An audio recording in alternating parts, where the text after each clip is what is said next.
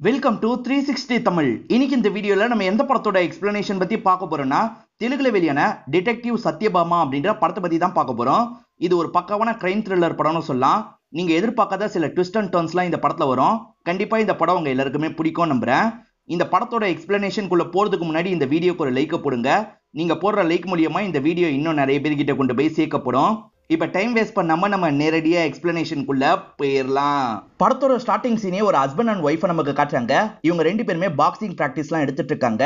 Husband இருக்கார்ல, ஒய்ஃபுக்கு மூஞ்சிலேயே ஒரு குத்து வச்சிடுறாரு. இப்ப இவங்களும் மேற்கொண்டு சண்டை போடுறாங்க. ஹஸ்பண்ட் ஒரு அடி அடிச்சிடுறாங்க.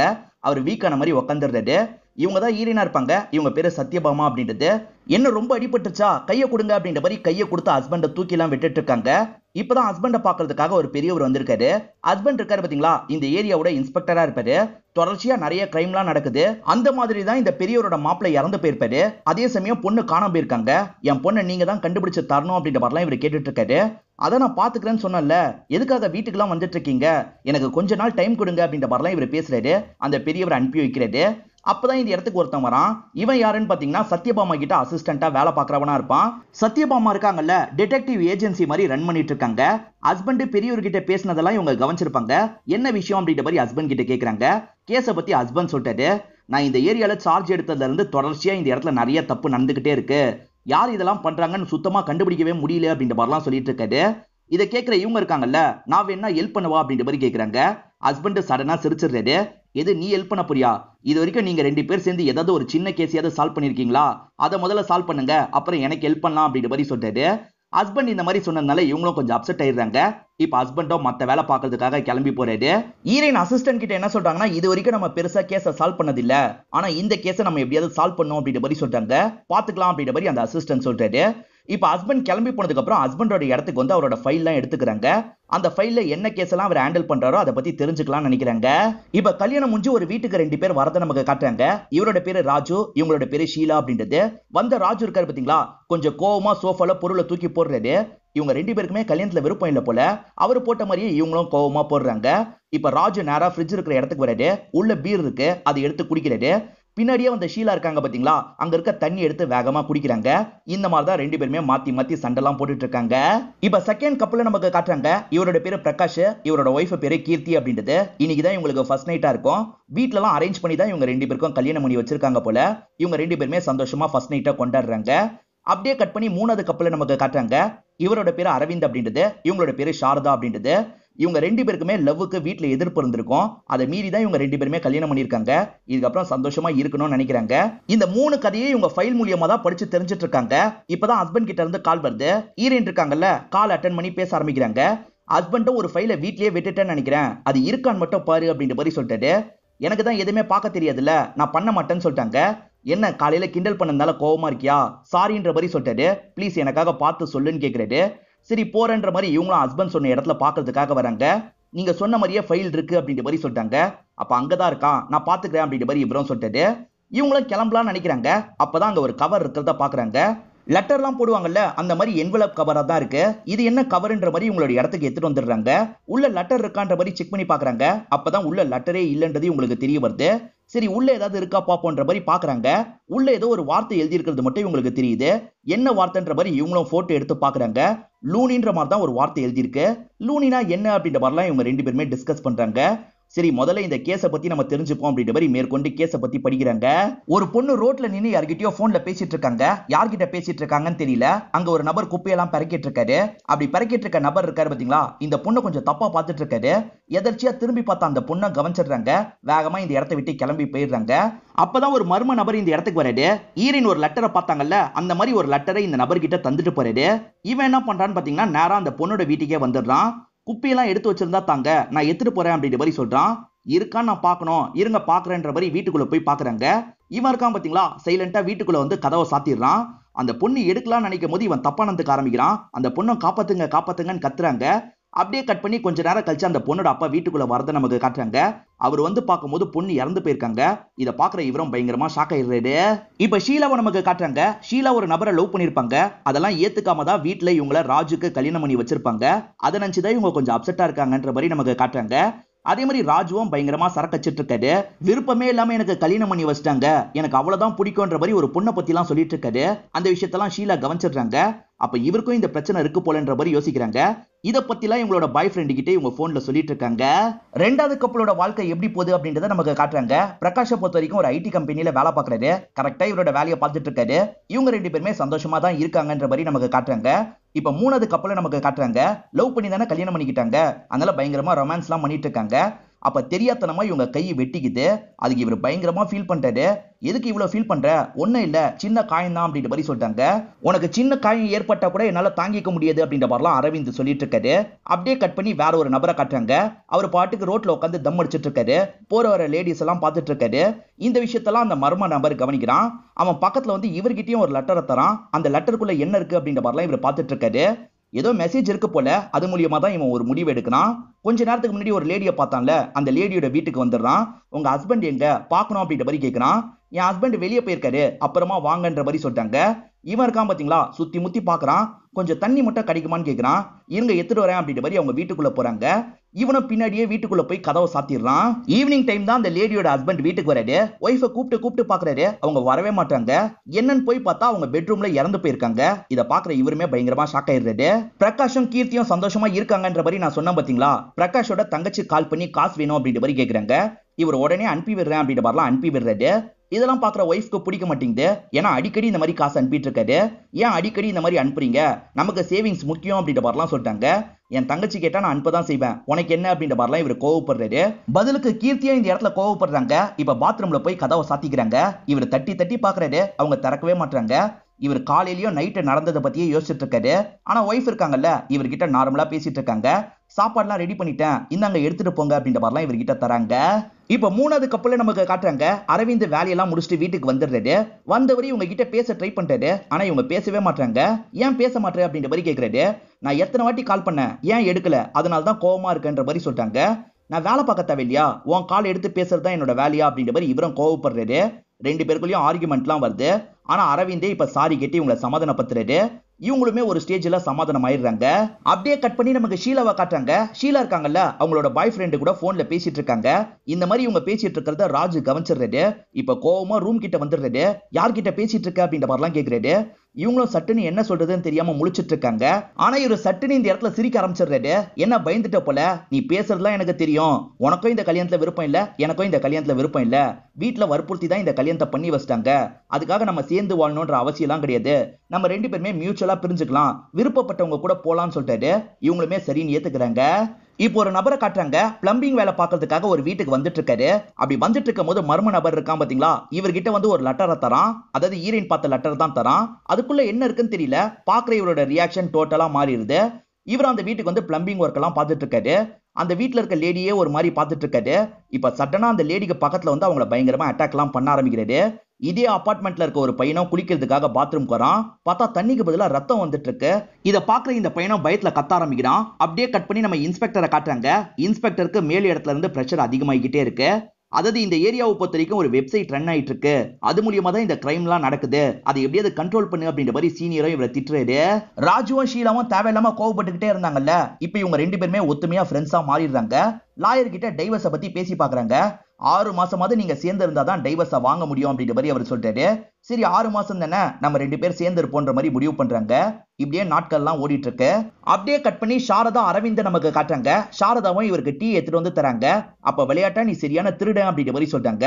இதுக்கே இவர் டென்ஷன் ஆயிடுறாரு. என்ன பார்த்து திருடன் சொல்றியா, உன்னோட ஃபேமிலி தான் இப்படி அப்படின்ற மாதிரி ஃபேமிலியை பத்தி பேசுறாரு. பதிலுக்கு இவங்க இவரோட ஃபேமிலியை பத்தி பேசுறாங்க. இப்ப ரெண்டு பேருக்குள்ளேயே இந்த இடத்துல பயங்கரமா வாக்குவாதம்லாம் வர ஆரம்பிக்குது. வீட்டை எதிர்த்து உன்னை கல்யாணம் பண்ணி நான் பெரிய தப்பு பண்ணிட்டேன் அப்படின்ற மாதிரி சாரதாவும் எந்திரிச்சு போறாங்க.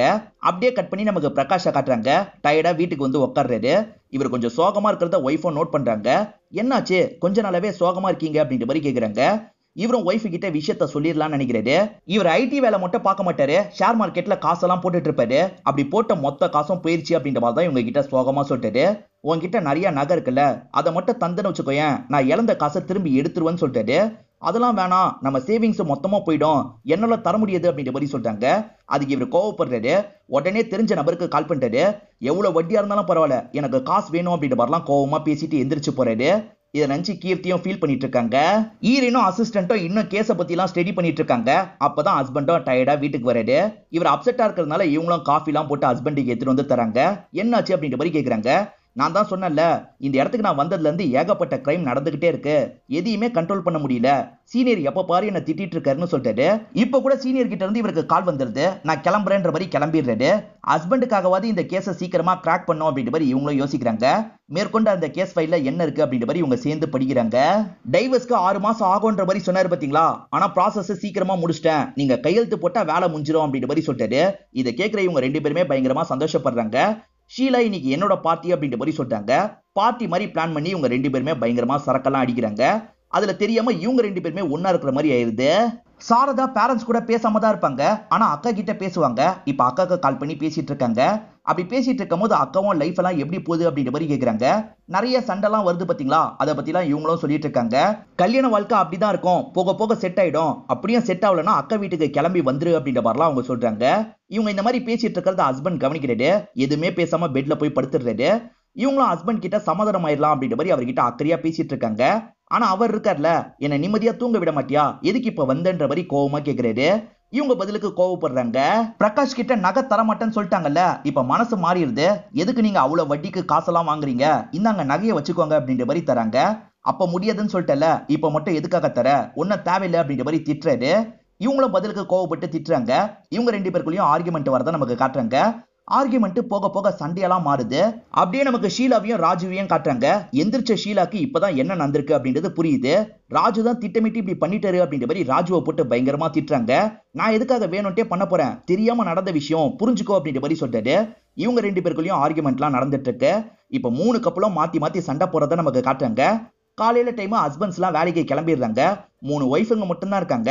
அப்ப இவங்க வீட்டுக்கு ஒரு லெட்டர் வருது. இப்ப 3 ஒய்ஃபுங்களும் அந்த லெட்டரை எடுத்து பாக்குற மாதிரி நமக்கு காட்டுறாங்க.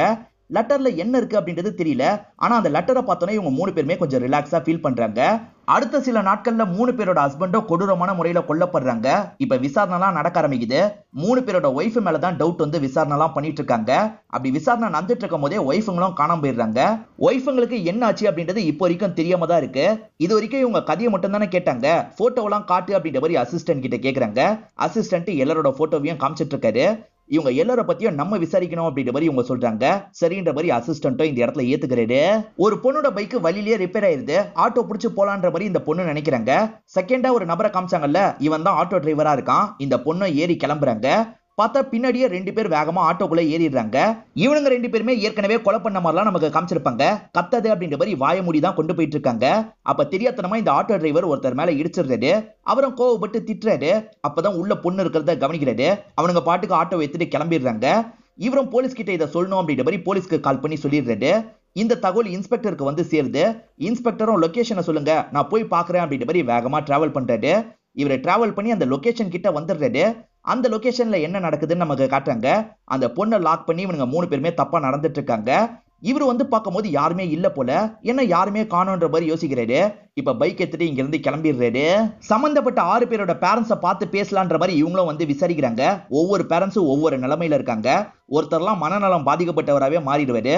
இன்னொருத்தர் என்ன சொல்றாருன்னா, என் பொண்ணுக்கும் எனக்கும் சம்பந்தமே கிடையாது, கிளம்புங்க அப்படின்ற மாதிரி சொல்லிட்டாரு. ஆக மொத்தத்துல இவங்களுக்கு பெருசா எந்த தகவலும் கிடைக்க மாட்டேங்குது. அந்த விசாரணையில சாரதாவோட வீடு எங்க இருக்குன்றது இவங்களுக்கு தெரிய வருது. இவங்களும் அந்த வீட்டை வந்து பாக்கலான்ற மாதிரி வந்து பாக்குறாங்க. அது ஒரு பெரிய கெஸ்ட் ஹவுஸ் மாதிரி தான் இருக்கு. கதவுலாம் லாக்ல இருக்கு. இவங்களுக்கு என்ன பண்றதுன்னு தெரியல. பார்த்தா வாட்ச்மேன் பக்கத்துல தான் இருக்காரு. அந்த வாட்ச்மேன் கிட்ட இந்த வீட்டை பத்தி எல்லாம் விசாரிக்கிறாங்க. சாரதாவை தெரியுமான்ற மாதிரி போட்டோ எல்லாம் காமிச்சிட்டு இருக்காங்க. தெரியும், முதல்ல ஹஸ்பண்ட் இறந்து போனாரு, அதுக்கப்புறம் இவங்க காணாம போயிட்டாங்க அப்படின்ற மாதிரி சொல்லிட்டாரு. இவருக்கும் மேற்கொண்டு எதுவுமே தெரியல. சரி கிளம்பலான்ற மாதிரி இவங்க 2 பேரும் நடக்க பாக்குறாங்க. அப்ப போட்டோஸ் எல்லாம் கீழே சிந்திருது. கீர்த்தி போட்டோவும் கீழே சிந்திருக்கும். இதை பாக்குற வாட்ச்மேனோட பொண்ணு இருக்காங்கல்ல, ஐ கீர்த்தி அக்கா அப்படின்ற மாதிரி சொல்றா. இதை பெருசா இவங்க காதுல வாங்கியிருக்க மாட்டாங்க. மேற்கொண்டு நடந்து போறாங்க. இப்ப பைக் எடுக்கலாம்னு நினைக்கும் போது ஒரு கார் இவங்க மேல மோதுற மாதிரி வருது. நல்ல வேலையா இவங்க 2 பேருமே தப்பிச்சிடுறாங்க. அந்த பொண்ணு சொன்னது ஈரனோட மைண்டுக்குள்ள ஓடிக்கிட்டே இருக்கு. கீர்த்தியை பத்தி அவ சொன்னா நம்ம விசாரிக்கணும் அப்படின்ற மாதிரி சொல்லிட்டாங்க. திரும்பி ரெண்டு பேருமே விசாரிக்கிறதுக்காக வந்துடுறாங்க. இந்த அக்காவை தெரியுமான்னு கேக்குறாங்க. நல்லா தெரியும், இவங்களும் அந்த வீட்டுல தான் இருந்தாங்கன்னு சொல்றா. ஆமா, இவங்களும் அந்த வீட்டுல தான் இருந்தாங்கன்ற மாதிரி இவரும் சொல்றாரு.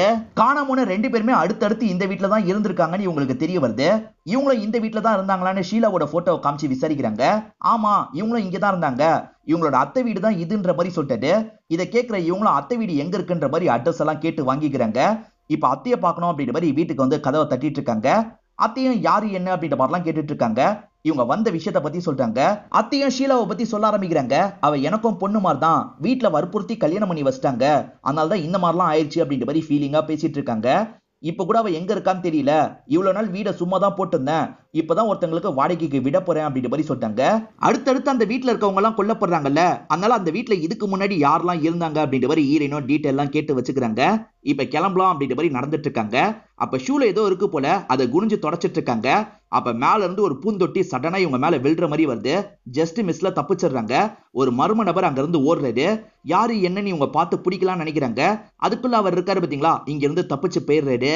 இதுக்கு முன்னாடி அதே வீட்டுல இருந்த 3 பேர் கொல்லப்பட்டிருக்காங்கல்ல, புதுசா வரவங்களுக்கும் ஏதாவது ஆக வாய்ப்பு இருக்குன்ற மாதிரி ஈரின் யோசிக்கிறாங்க.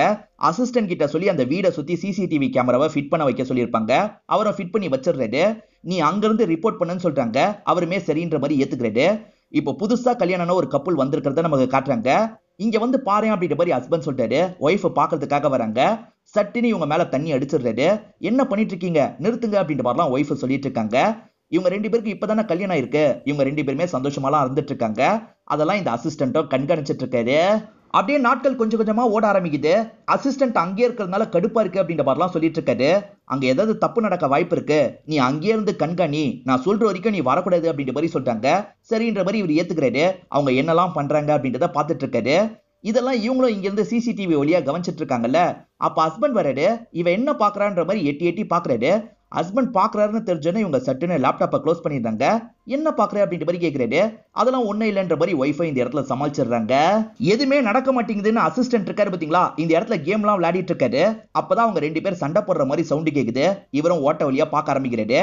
ஒய்ஃப் இருக்காங்கல்ல, ஹஸ்பண்ட் நிறைய பொண்ணுங்க கூட ஃபிளர்ட் பண்ற மாதிரி சாட் பண்ணி இருக்கிறத கவனிச்சிடுறாங்க. இதெல்லாம் என்னன்னு கேக்குறாங்க. நான் நார்மலா தான் பேசினேன்னு சொல்லிட்டாரு. இப்படிதான் நார்மலா பேசுவியா அப்படின்ற மாதிரி இவங்க கோவப்படுறாங்க. இப்ப ரெண்டு பேருக்குள்ளயும் சண்டை ஏற்படுது. நேத்து வரைக்கும் அவ்வளவு ஒத்துமையா இருந்தாங்க, இன்னைக்கு என்ன இவ்வளவு சண்டை போடுறாங்க அப்படின்ற மாதிரி அசிஸ்டன்ட் கவனிச்சிட்டு இருக்காரு. இப்ப அர்ஜென்ட்டா பாத்ரூம் வருது. பாத்ரூம் போறதுல என்ன ஆயிட போகுது, எப்படியும் சண்டை தான் போட போறாங்கன்ற மாதிரி இவர் பக்கத்துல போய் பாத்ரூம் எல்லாம் போயிட்டு இருக்காரு. அப்படியே கட் பண்ணி நம்ம ஈரனை காட்டுறாங்க. இவங்களும் வீடியோ ஆன் பண்ணி பார்க்கலாம்னு நினைக்கிறாங்க. பார்த்தா 2 கேமரா கட்டான மாதிரி இருக்கு. ஏன் இந்த கேமரா எல்லாம் கட் ஆயிருக்கு அப்படின்ற மாதிரி யோசிச்சுட்டு இருக்காங்க. இப்ப அசிஸ்டன்ட்டுக்கு கால் பண்றாங்க. அவர் போனையே எடுக்க மாட்டாரு. அசிஸ்டன்ட்டுக்கு ஏதோ ஆயிடுச்சு போல அப்படின்ற மாதிரி இவங்களும் பயப்படுறாங்க. இப்போ உடனே கிளம்பி அந்த வீட்டுக்கு வந்துடுறாங்க. இவங்க கிட்ட ஒரு கன் இருக்கும். அந்த கன்னை வச்சுக்கிட்டே தான் உள்ள வந்துட்டு இருக்காங்க. பார்த்தா வீட்டுல இருக்க அந்த கல்யாண ஜோடி காணாம போயிருக்காங்க. சரி, அசிஸ்டன்ட் எங்க அப்படின்ற மாதிரிலாம் இவங்க தேடிட்டு இருக்காங்க. பார்த்தா அசிஸ்டன்ட் வெளியே கார்டன்ல தான் விழுந்து கிடக்குறாரு. என்னாச்சு ஏதாச்சு அப்படின்ற மாதிரிலாம் இவங்க எழுப்புறாங்க. யாரோ என்ன மண்டையில அடிச்சிட்டாங்க அப்படின்ற மாதிரி சொல்லிட்டாரு. இவங்க உடனே ஹாஸ்பிட்டலுக்கு கூட்டு வந்துடுறாங்க. அவங்களும் காணாம போயிருக்காங்கல்ல, அவங்களுக்கு என்னாச்சு அப்படின்ற மாதிரிலாம் ஈரன் கேக்குறாங்க.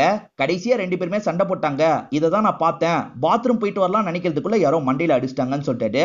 இப்ப அந்த ஃபுட்டேஜை நம்ம பார்க்கலான்ற மாதிரி இவங்களும் பாக்குறாங்க. இவர் பாத்ரூம் போயிட்டு இருக்கும் போது ஒரு நபர் பின்னாடி வராரு. கட்டியை வச்சு மண்டிலேயே அடிச்சிடுறாரு. அடிச்ச நபரோட கை மட்டும் தான் இவங்களுக்கு தெரியுது. சரி, வேற ஆங்கிள் பாப்போன்ற மாதிரி மத்த ஆங்கிள் ட்ரை பண்றாங்க. பார்த்தா அந்த வீட்டுக்கு வெளியே அவர் காரை விட்டுருக்காரு போல. கார் எடுத்துட்டு கிளம்பி போறாரு. இந்த காரை ஏற்கனவே பார்த்திருக்குமே அப்படின்ற மாதிரி ரெண்டு பேருமே யோசிக்கிறாங்க. ஆக்சுவலா இவங்க ரெண்டு பேரும் பைக்கை எடுக்கிறதுக்காக வரும்போது ஒரு கார் இடிக்கிற மாதிரி வந்ததுல அதே கார் தான் கிளம்பி போயிருக்கு. ஈரன் மேல பூந்தொட்டியை யாரோ போட ட்ரை பண்ணாங்க பாத்தீங்களா, நம்ம இந்த கேஸை விசாரிக்கிறது யாருக்கோ பிடிக்கல போல அப்படின்ற மாதிரி ஈரன் சொல்லிட்டாங்க. அந்த காரோட நம்பர் தெளிவா உங்களுக்கு தெரியும், அது மூலியமா விசாரிக்கலாம் நினைக்கிறாங்க. இப்ப தெரிஞ்ச நபர் மூலியமா விசாரிக்கிறாங்க. அவர் இருக்காரு பாத்தீங்களா, இந்த பேர்ல தான் கார் இருக்கு, இதுதான் அட்ரஸ்ன்ற மாதிரி சொல்லிட்டாரு. இவங்களும் அந்த அட்ரஸ்க்கு போகணுன்ற மாதிரி நினைக்கிறாங்க. அசிஸ்டன்ட் வரதா சொல்லிட்டாரு. இல்ல நீ ரெஸ்ட் எடு அப்படின்ற மாதிரி இவங்க மட்டும் அந்த இடத்துக்கு வராங்க. இப்ப பொறுமையா உள்ள நுழையிறாங்க. இவங்கள பார்த்தோன்னே ரெண்டு பேர் தப்பிச்சு ஓடுறாங்க. இவனுங்க தான் ஏதோ பண்ணிருக்காங்க அப்படின்ற மாதிரி இவங்களும் துரத்த ஆரம்பிக்கிறாங்க. அவனுங்க பக்கத்துல இருக்க காட்டு பகுதியை நோக்கி ஓடிடுறாங்க. ஈரன் வரும்போது அவனுங்க காணாம போயிடுறாங்க. எங்க போனாங்கன்னு ஈரனும் தேடிட்டு இருக்காங்க. அவனுங்க ரெண்டு பேருமே ஒரு பாறைக்கு பின்னாடி ஒளிஞ்சிருந்து கவனிச்சிட்டு இருக்காங்க. தேடின ஈரன் இங்க இருந்து கிளம்பிடுறாங்க. அப்பா கிளம்பி போயிட்டா அப்படின்ற மாதிரி இவனுங்க யோசிச்சுட்டு இருக்காங்க. பார்த்தா ஈரின் உங்களுக்கு பின்னாடி தான் நின்னுட்டு இருக்காங்க. இத பார்த்து ஷாக்கான இவனுங்க ரெண்டு பேருமே உங்களை தள்ளி விட்டு வேகமா ஓட ஆரம்பிக்கிறாங்க. இவனுங்க ஓடி வந்துட்டு இருக்கும் போது தான் மூணாவது நபரும் இந்த இடத்துக்கு வந்துடுறாரு. அந்த நபர் இருக்காரு பாத்தீங்களா, மண்ணை இவங்க மூஞ்சிலேயே எரிஞ்சிடுறாரு. ஈரினுக்கு சுத்தமா கண்ணே தெரிய மாட்டேங்குது. அந்த மூணு பேருமே சேர்ந்து கிண்டல் பண்றாங்க. இங்க இருந்து பைக் எடுத்துட்டு கிளம்ப ஆரம்பிக்கிறாங்க. இப்ப ஈரினும் டயர்டா வீட்டுக்கு வராங்க. வீட்டு கதவை திறந்துட்டு உள்ள போலாம்னு நினைக்கிறாங்க. கதவுல கைய வச்சோனே ஷாக் அடிச்ச மாதிரி பறந்து போய் விழுறாங்க. இத பாக்குற ஹஸ்பண்டும் ஷாக் ஆயிடுறாரு. என்னாச்சு ஏதாச்சு அப்படின்ற மாதிரிலாம் இவங்க கிட்ட கேட்டுட்டு இருக்காரு. ஷாக் அடிச்ச மாதிரி இருந்தது அப்படின்னு சொல்லிட்டாங்க. சரி உள்ள வான்ற மாதிரி ஹஸ்பண்டும் கை தாங்களா இவங்களை வீட்டுக்குள்ள கூட்டு போயிட்டு இருக்காரு. அப்பதான் கேட்ல யாரோ கரண்ட் அடிக்கிற மாதிரி செட் பண்ணி வச்சிருக்கிறது நமக்கு தெரிய வருது. இப்ப காட்டு பகுதி மாதிரி ஒரு இடத்த காட்டுறாங்க. அங்க தனியா ஒரு வீடு இருக்கு. அந்த இடத்துக்கு ஒரு மர்ம நபர் நடந்து வரான். இந்த இடத்துல தான் கடைசியா காமிச்ச ஹஸ்பண்ட் லாக் ஆன மாதிரி இருக்கிறத நமக்கு காட்டுறாங்க. எதுக்காக என்ன லாக் பண்ணி வச்சிருக்க, விடு விடு அப்படின்ற மாதிரிலாம் இந்த ஹஸ்பண்ட் கேக்குறாரு. இப்ப அந்த மர்ம நபர் பக்கத்துல உட்காந்து பேசுற மாதிரி நமக்கு காட்டுறாங்க. அப்படியே கட் பண்ணி நம்ம ஈரினை காட்டுறாங்க. கடைசி சில நாட்களா அந்த கார் எங்க போச்சு வந்துச்சு அப்படின்றதெல்லாம் இவங்க ஆட்கள் மூலியமா விசாரிக்கிறாங்க. அப்படி விசாரிக்கும் போது ஒரு காட்டு பகுதிக்கு நிறைய வாட்டி போயிட்டு வந்திருக்கிறது இவங்களுக்கு தெரிய வருது. அந்த இடத்துக்கு இவங்க போகணும்னு நினைக்கிறாங்க. பெருசா ஆள் நடமாட்டம் இல்லாத காட்டு பகுதியா தான் இருக்கும். இவங்களும் பொறுமையா வந்துட்டு இருக்காங்க. பார்த்தா அந்த இடத்துல தான் 3 ஒய்ஃபுங்களோட பாடி இருக்கு. என்ன 3 பேரோட பாடியும் இங்கே இருக்குன்ற மாதிரி இவங்க ஷாக் ஆயிட்டு இருக்காங்க. இங்கதான் பெருசா ஏதோ தப்பு நடக்குது அப்படின்றது இவங்களுக்கு புரியுது. இவங்க பாட்டுக்கு பொறுமையா வந்துட்டு இருக்காங்க. அப்பதான் தனியா ஒரு வீடு இருக்கிறது இவங்களுக்கு தெரிய வருது. கொஞ்ச நேரத்துக்கு முன்னாடி ஒரு மர்ம நபரை காமிச்சாங்கல்ல, அவன் இந்த வீட்டுல இருக்க மாதிரி தான் காமிச்சிருப்பாங்க. இப்ப ஈரின் சத்தம் காட்டாம உள்ள வந்துட்டு இருக்காங்க. அந்த மர்ம நபர் ஒரு லேடி தான் போல. அந்த லேடியும் ஹஸ்பண்ட போட்டு அடிச்சுட்டுலாம் இருக்காங்க. அப்பதான் ஈரினும் சத்தம் போடாதீங்கன்ற மாதிரி இந்த லேடிக்கு பின்னாடி வராங்க. இந்த இடத்துல வச்சு இந்த லேடியை லாக் பண்றாங்க. ஈரின் மாட்டிட்டு இருக்க ஹஸ்பண்டையும் ஒய்ஃபையும் ரிலீஸ் பண்ணி விட்டுறாங்க. அதே மாதிரி இந்த லேடியை லாக் பண்ணி வச்சிருக்காங்க. இந்த லேடி பேரு பிரியா அப்படின்றது. நீ எதுக்காக இதெல்லாம் பண்ணிட்டு இருக்க அப்படின்ற மாதிரி கேக்குறாங்க. எதையுமே நான் பண்ணோன்றது இல்ல, என் ஆட்களே பண்ணி முடிச்சிருவாங்க. நாங்க எல்லாருமே ஒரே வெப்சைட்ல இருக்கோன்ற மாதிரி சொல்றா. அந்த வெப்சைட்டோட பேரு லூனி அப்படின்றது. அதுல நிறைய டார்க் கண்டென்ட்லாம் இருக்கும். சின்ன பையன் கூட அதுக்கு அடிக்ட் ஆயிடுறான். ஒரு நபர் இதை கவனிக்கிறாரு. என்னடா இதெல்லாம் பார்த்துட்டு இருக்க, நிறுத்து அப்படின்ற மாதிரி சொல்லிட்டாரு. கோவப்பட்ட அந்த பையன் இருக்கான் பாத்தீங்களா, வயலண்டா மாறி அவரை கத்தியால அறுத்துறான். இந்த மாதிரி தான் அந்த வெப்சைட்டை பாக்குறவங்களா ரொம்ப வயலண்டா நடந்துப்பாங்கன்னு நமக்கு காட்டுறாங்க. அதுக்கு அடிக்ட் ஆன 3 பேரை வச்சுதான் எனக்கு வேண்டிய விஷயத்தெல்லாம் பண்ணிட்டு இருக்கேன் அப்படின்ற மாதிரி சொல்லிட்டாங்க. ஒரு மர்ம நபர் எல்லாருக்கும் லெட்டர் குத்த மாதிரி காமிச்சாங்கல்ல, அது இவங்களோட வேலையா தான் இருக்கும். இப்ப இவங்களோட பிளாஷ்பேக்கை நமக்கு காட்டுறாங்க. பிரியாவை பொறுத்த வரைக்கும் ரமேஷ்னு ஒரு ஹஸ்பண்ட் இருக்காரு. இன்னைக்குதான் ரமேஷோட பர்த்டேவா இருக்கும். இவங்க மறந்தே போயிருப்பாங்க. சரி ஆபீஸ்ல போய் விஷ் பண்ணலாம்னு நினைக்கிறாங்க. ஆனா அந்த இடத்துல பார்த்தா ஒரு பொண்ணு ரமேஷை கட்டி பிடிச்சிருக்கா. இத பாக்குற இவங்களுமே ஷாக் ஆயிடுறாங்க. இப்ப கோவமா வீட்டுக்கு வந்துடுறாங்க. வேலையெல்லாம் முடிச்சுட்டு ரமேஷும் ஈவினிங் வீட்டுக்கு வராரு. என்ன சீட் பண்ணிட்டீங்களே அப்படின்ற மாதிரி பிரியா கோவப்படுறாங்க. பார்த்த விஷயத்த பத்தி எல்லாம் சொல்லிட்டாங்க. ஆனா உண்மை என்னன்னு பாத்தீங்கன்னா, அந்த பொண்ணுக்கு லவ் ஃபெயிலியரா இருக்கும். அதை நினைச்சு அழுதுட்டு இருந்திருப்பாங்க. அப்படிதான் இவரோட தோல்ல சாஞ்சிருப்பாங்க. இதெல்லாம் புரிய வைக்கிறது. இவங்களுமே சரின்ற மாதிரி ஏத்துக்கிறாங்க. வேற ஒரு நாளும் ஹஸ்பண்ட ஃபாலோ பண்ணி இவங்க போறாங்க.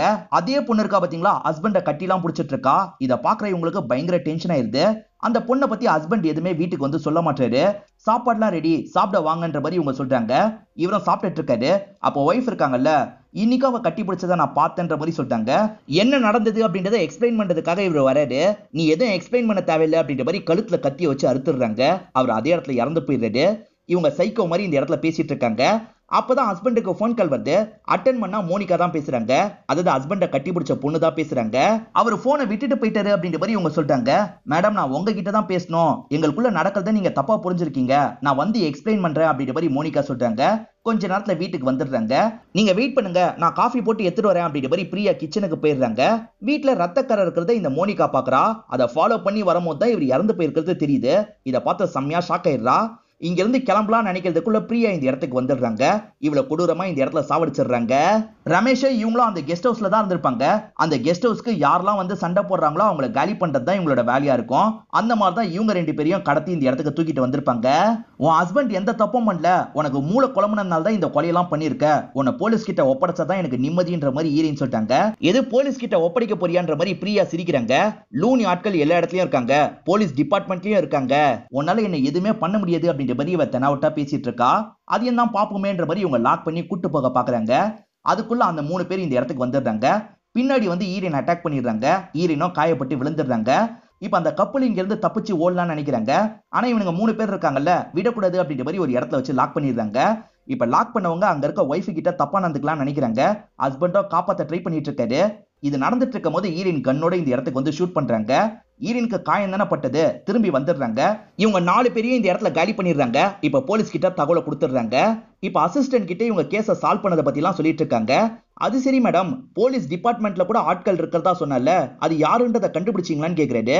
இந்த இடத்துல தான் இவங்களும் ஒரு விஷயத்தை யோசிச்சு பாக்குற மாதிரி நமக்கு காட்டுறாங்க. ஈரின் ஹஸ்பண்ட் கெட்டவர் அப்படின்றத இப்பதான் நமக்கு காட்டுறாங்க. ஆக்சுவலா தகவல் கிடைச்சு ஒரு இடத்துக்கு வந்தாரு பாத்தீங்களா, அந்த இடத்துல இவனுங்க 3 பேருமே தப்பு பண்றதை இவர் கவனிச்சிருப்பாரு. ஆனா கவனிச்சவரே இவனுங்க 3 பேரையும் போட்டு திட்டுவாரு. ஏண்டா சந்தேகம் வர மாதிரியா பண்ணுவீங்க, ஒருத்தன் பார்த்து எனக்கே கால் பண்ணி சொல்றான், இதுக்கப்புறமா அது கவனமா பண்ணுங்க அப்படின்ற மாதிரி அவங்க கிட்ட சொல்லிட்டு இங்கிருந்து கிளம்பி போயிருப்பாரு. அதே மாதிரி ஒய்ஃபுக்கு ஷாக் அடிச்சு தூக்கி போட்டது பாத்தீங்களா, அந்த ஷாக்கை செட் பண்ணதே இவரோட வேலையா தான் இருக்கும். இவங்க இந்த கேஸை ரொம்ப நோன்றாங்கல்ல, இவங்க கதையை முடிக்கலான்றதுக்காக இப்படி பண்ணிருப்பாரு. ஹஸ்பண்ட் தான் இதெல்லாம் பண்ணாரு அப்படின்றத அசிஸ்டன்ட் கிட்ட சொல்ல மாட்டாங்க. இந்த லூனிக்கு பின்னாடி யாரெல்லாம் இருக்காங்கன்றத கண்டுபிடிக்கிறது தான் அடுத்த மிஷன் அப்படின்ற மாதிரி சொல்றாங்க. இதோடயே இந்த படம் முடியுது. இந்த படம் உங்க எல்லாருக்குமே பிடிச்சிருக்கும் நம்புறேன். இந்த வீடியோ உங்களுக்கு பிடிச்சிருந்ததுன்னா லைக் பண்ணுங்க, கமெண்ட் பண்ணுங்க, மறக்காம 360 தமிழ் சேனலை சப்ஸ்கிரைப் பண்ணுங்க. தொடர்ச்சியா இந்த மாதிரி வீடியோக்கள் வந்துகிட்டே தான் இருக்கும்.